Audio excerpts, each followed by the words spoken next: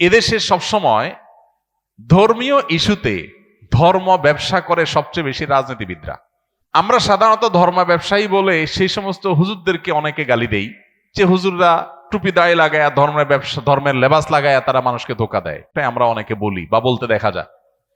এদেশে প্রকৃত অর্থে ধর্ম ব্যবসায়ী তারা যারা ভোটের জন্য মাথায় টুপি দেয়, হাতে তসবি নেয়, মাথায় কাপড় দেয়, মুসলমান সাজে, ক্ষমতায় আসার পরে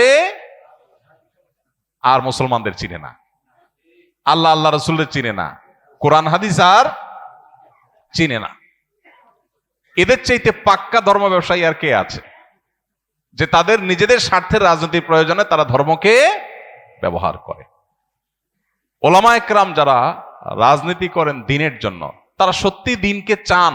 এরা আসলে দিনকে চায় না, এরা দিনকে বিক্রি করে।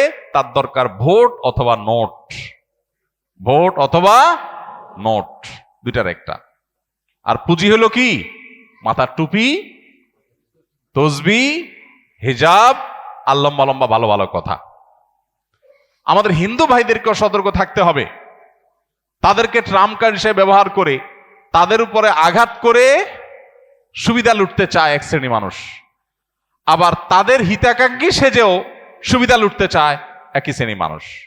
তাদেরকেও সতর্ক থাকতে হবে এবং সেই সাথে আমাদেরও সতর্ক থাকতে হবে যে কোনোভাবে যাতে খেলতে না পারে কোনো মানুষ। আমরা যদি সজাগ না হই তাহলে ঠিকই আমাদেরকে ধ্বংসের দিকে নিয়ে যাওয়া হবে। আমরা সেই জায়গাতে সবাই সতর্ক থাকার চেষ্টা করব। অন্তত ধর্ম নিয়ে রাজনীতি করার এই নোংরা খেলা, এটা যেন কেউ খেলতে না পারে। আমাদের সবাইকে সতর্ক থাকতে হবে। অন্তত অভিনয় করার ব্যাপারে নতুন বাংলাদেশে মানুষ অনেক বেশি সতর্ক হয়ে গেছে, আলহামদুলিল্লাহ। এই জন্য কেউ এরকম অভিনয় করলেই মুখের উপরে বলা যাবে যে অভিনয় কম করো, নাটক কম করো। ঠিক আছে না? আমরা এই সমস্ত নাটকগুলোকে না করব, যে কোনো নাটক, কোনো অভিনয় করে এদেশে মানুষকে যেন আর ধোঁকা দিতে কেউ না পারে। আল্লাহ তাআলা আমাদের সবাইকে ঐক্যবদ্ধ থাকার তৌফিক দান করুন, সতর্ক থাকার তৌফিক দান করুন। আমাদের প্রিয় স্বদেশে যেন আর কোনো শকুনের থাবা কেউ দিতে না পারে, এই জন্য আমাদের সবাইকে চোখ কান খোলা রাখতে হবে।